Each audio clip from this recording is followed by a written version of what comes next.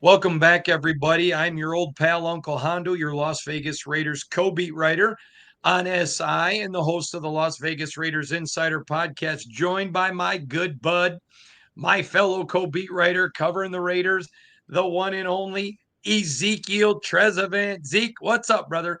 Hondo, how are you? I got to read you something I got from one of our listeners. You ready? Yes, sir. This is going to make you laugh, Zeke, because it's about Zeke Trezevant. This is what I'm going to read you two different ones. Okay.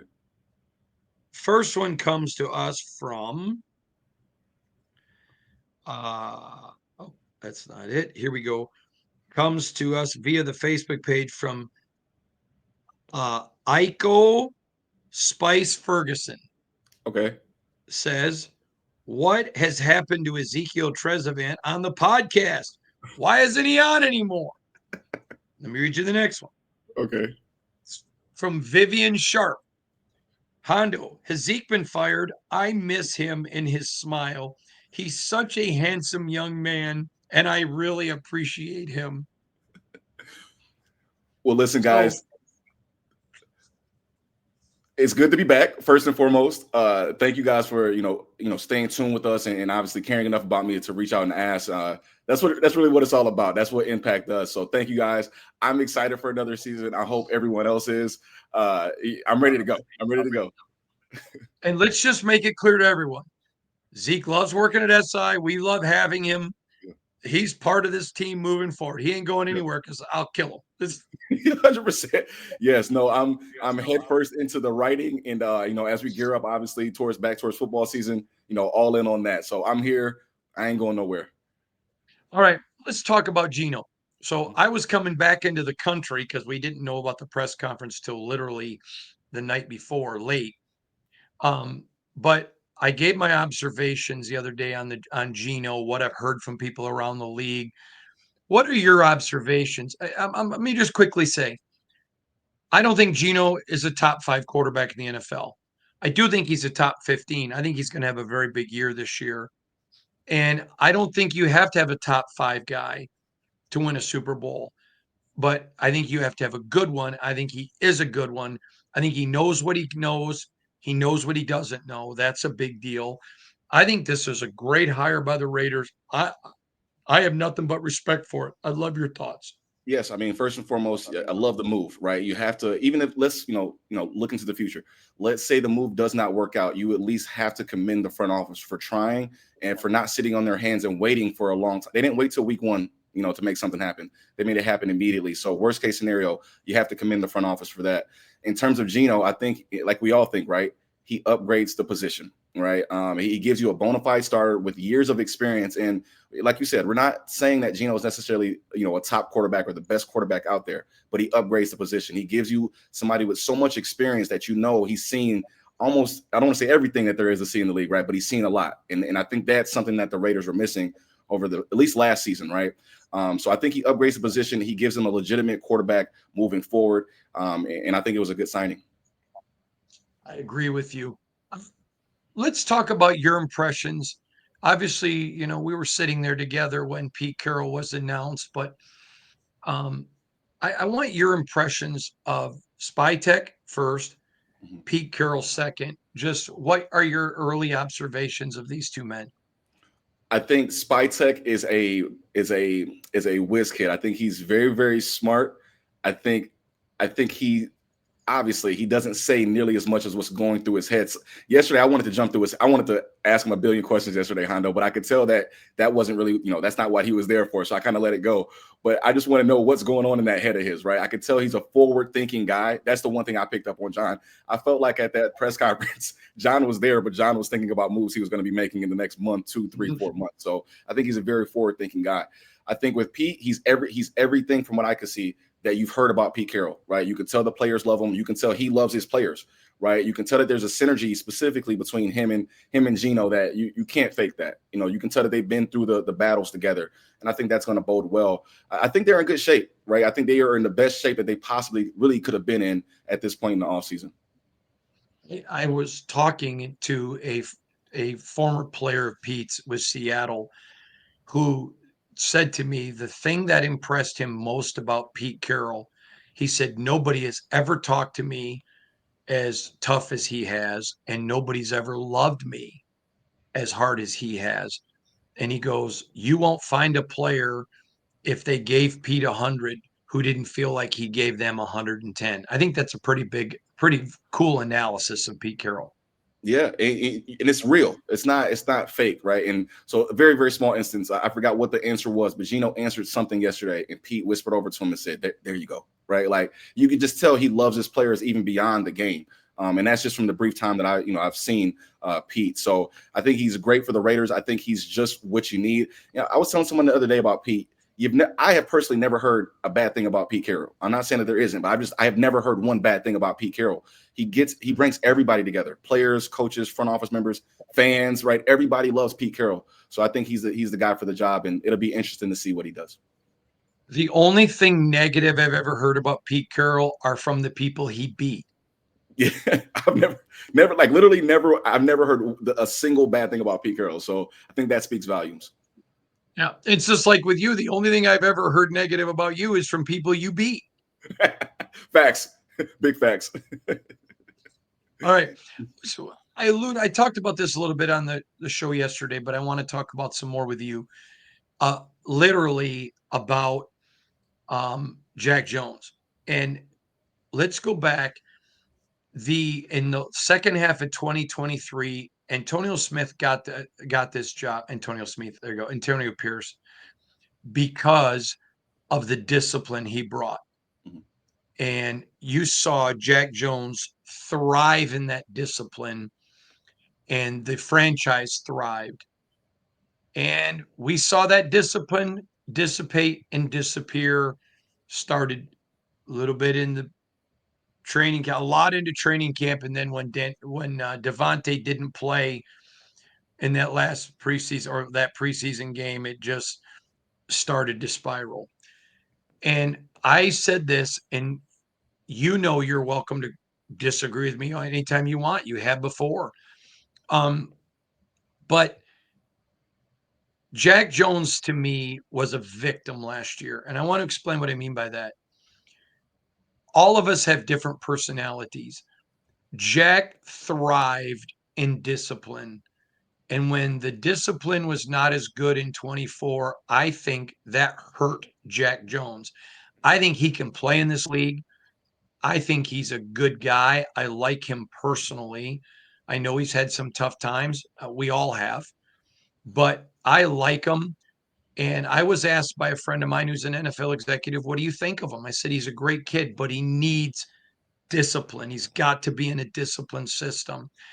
To me, I don't know that it's fair to say the Raiders as an organization, but clearly the lack of discipline in the organization last year, I think threw Jack Jones on kind of a trash heap that had the discipline of the last half of 23 sustained through 24. I don't think we would have had a coaching change. And B, I think Jack Jones would be sitting here, looking at a potential of a new deal. I'd love your thoughts. Yeah, I'll start off by saying I'm biased because Jack was one of the people in the locker room that, like you said, you like him personally. I like Jack personally. There's times where guys might not want to speak. Right, you're in the middle of a 10-game losing streak. Who wants to speak? Well, Jack Jones almost always spoke. So I've got to say thank you to Jack because he was always good to me. He was always good to us. But I do think he was a victim. I think more so of the circumstance, even outside of the discipline. I think a lot of things went wrong. I think when the injuries started to pile up to those around him, I think that played a lot into it too, right? Because now Jack has to play even better, even longer. And I think sometimes he struggled with that. And I think, when things just didn't go his way on the field, he wasn't used to that. I talked one-on-one with Jack about this. He told me, he said, I'm not used to people scoring touchdowns on me, right? So one time he had a touchdown score on him at home. I forget which game it was. And I spoke to him a couple of days later, and he was like, hey, man, it was hard to kind of get out of the fact that I gave up that touchdown. So I think he was a victim of a lot of the things that were outside of his control. Yes, discipline, but in my opinion, mainly injuries and poor play from those around him.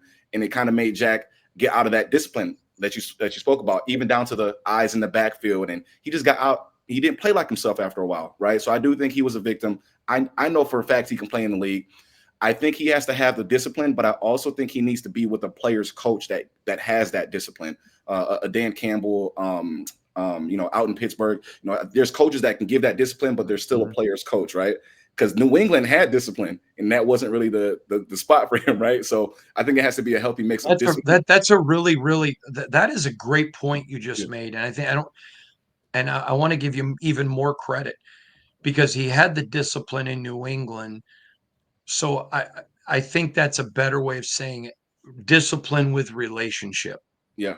Yeah. Like I was speaking with a buddy up in Michigan actually. And, I think a team like the Lions would be good where Jack doesn't necessarily have to be CB1 or, a high end CB2. Let Jack kind of flow with a lot of other good cornerbacks, and you'll see what he can do. So I think he's going to land on his feet. He'll be fine in the long run. Huge loss that they let Spillane go.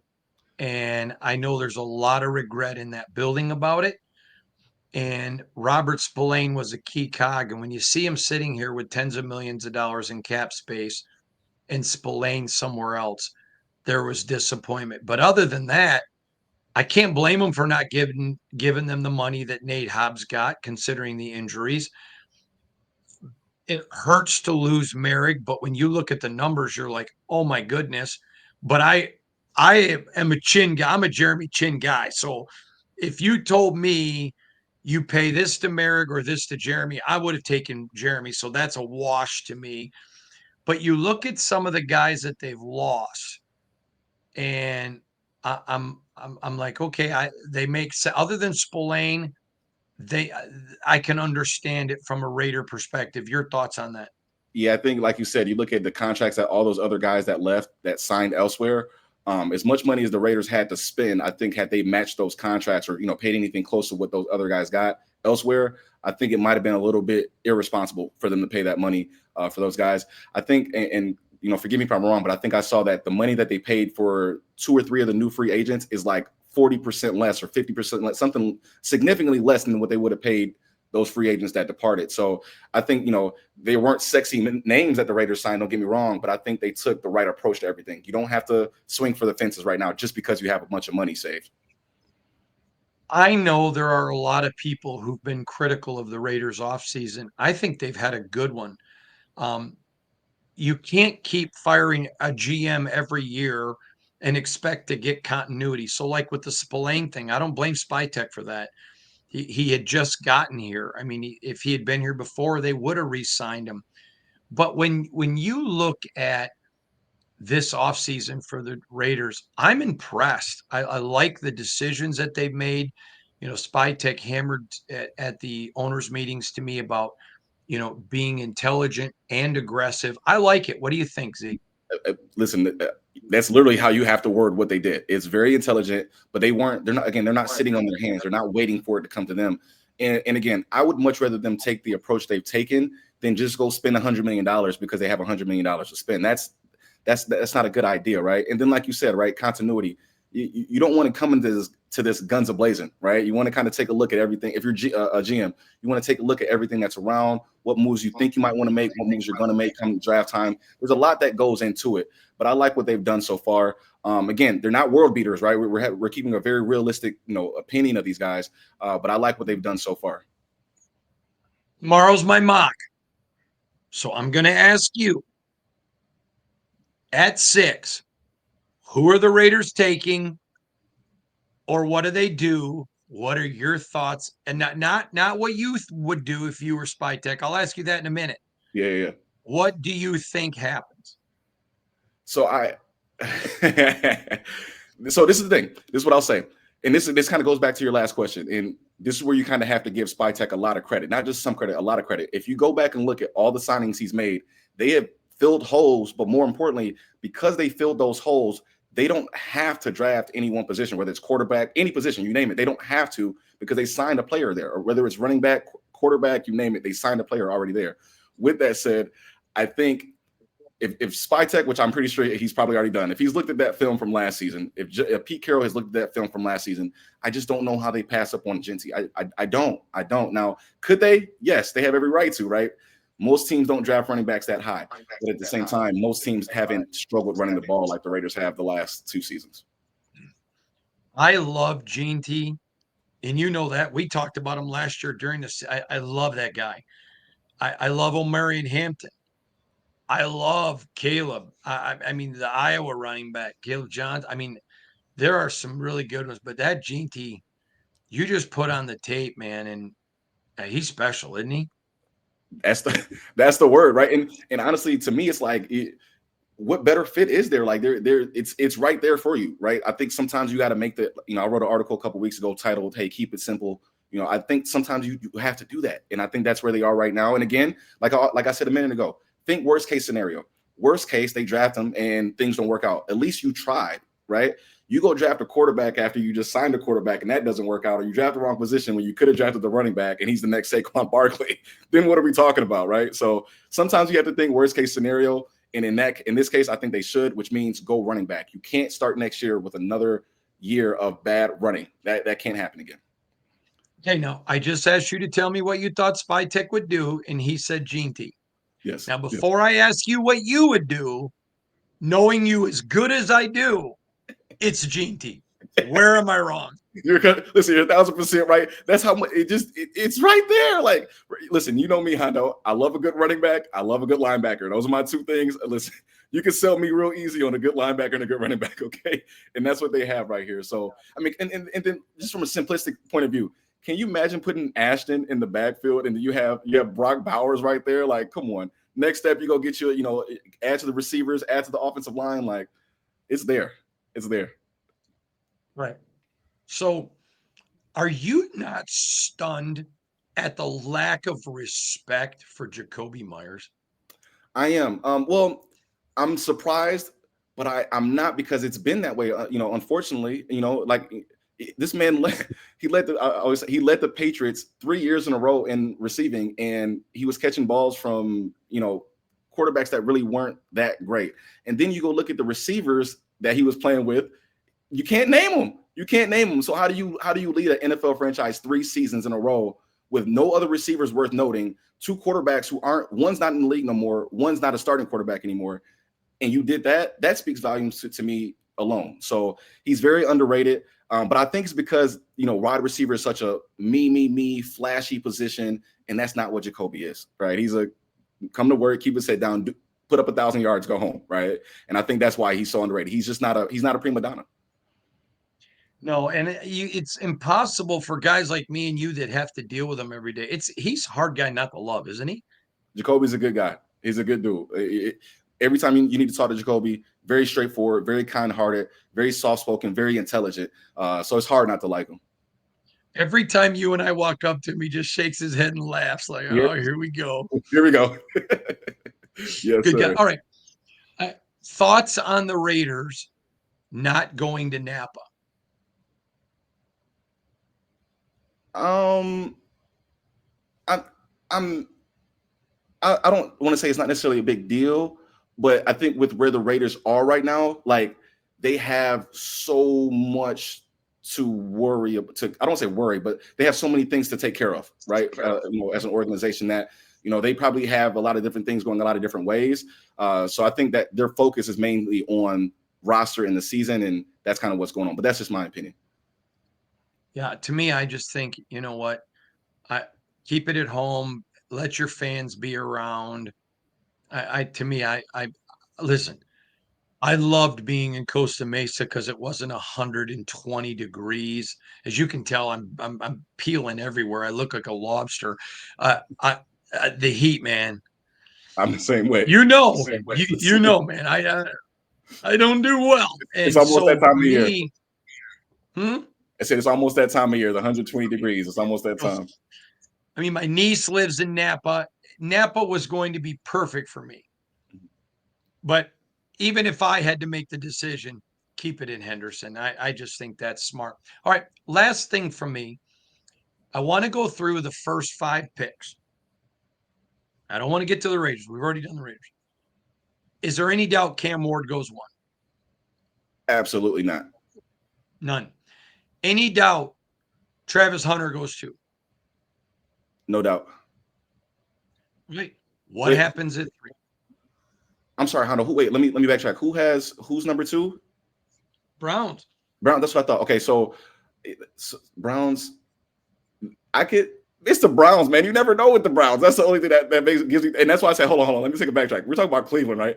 Listen, sorry. Oh, Now I'm not confident. I'm sorry. So there might be some doubt that they take him.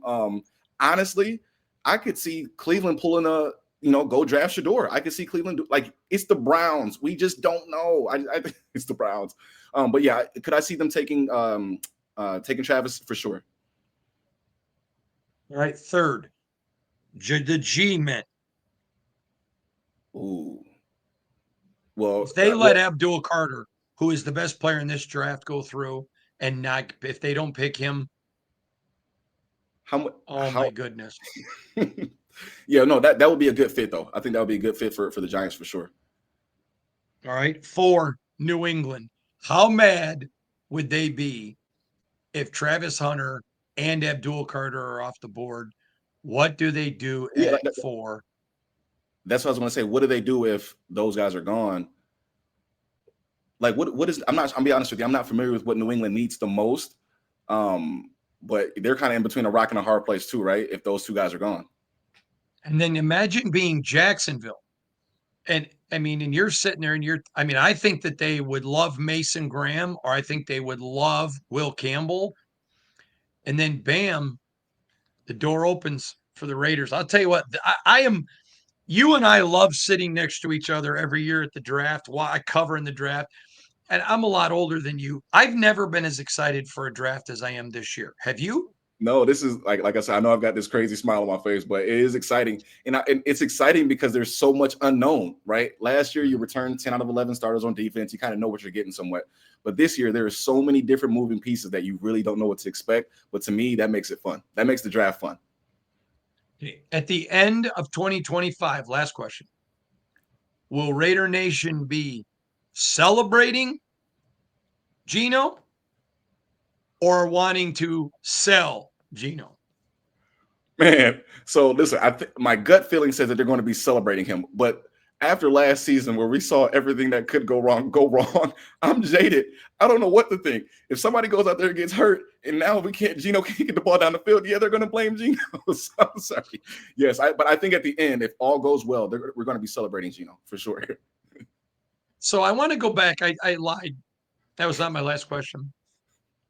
You were with me in the press box when I'm working the phone the night of the preseason game when I said to you about you heard the phone call Yes, sir. and you go, what was that? And I told you, and you go, and I go, how do I do this, Zeke? I don't want to hurt the team. And that's when you and I talked it through. Mm-hmm. And I put that tweet, bookmark this. Yes. We knew that night there's real potential problem. In fact, I think it was you who made the comment. If I'm wrong, please feel free to correct me. After we talked about all that was going on and we saw Devontae didn't play, I think it was you that said they better start quick or it's going to unravel. Oh yeah, 100%. Yeah, the signs were there, definitely. weren't, and this is one thing about this offseason that's nice. There's no signs other than up. Right. Exactly. And I think that's why they will be celebrating Geno, is that because you go 4-13, 10-game losing streak. I think most people just want to see improvement, right? You can lose and still look better than what they looked last season. So I think most people just want to see, improvement. I think most people know this is a long game, right? It's this season, it's next season, and progress from there. So I think they'll be celebrating Geno at the end. Right. I appreciate you. Tell everybody where to find you on social media, will you? Yes, on X, I'm EZTREZ _ SI. So EZTREZ _ SI. Easy like a Sunday morning. All right, buddy. Yes, sir. Talk to you soon. Yes, sir. Talk to you soon. Bye-bye.